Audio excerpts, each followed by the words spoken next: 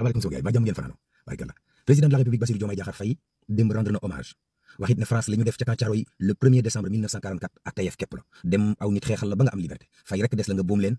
wute nag joxe gâteau yi leen daan jox de kon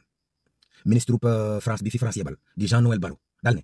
massacre la France nangu na ko pour tirailleurs yi waaye nangu na ko pour moom te dinañ def seen kéemtalaay kattan ba loolu ñu faase ko ba dëgg feeñ waaw Aline Badara Bey bindkat bu mag ba monde de la culture koy jooy 79 ans la génn àdduna yal na ko yàlla yërëm assemblée nationale tey lay ubbi ba tey kenn xamagul kan mooy président ba Pastef daal 130 députés la ñu am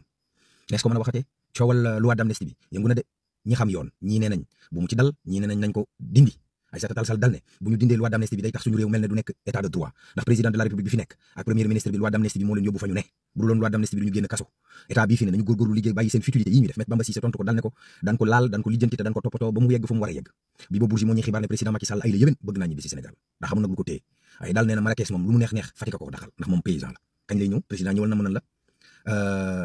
foofa ca boori Fatick la ñu jàpp benn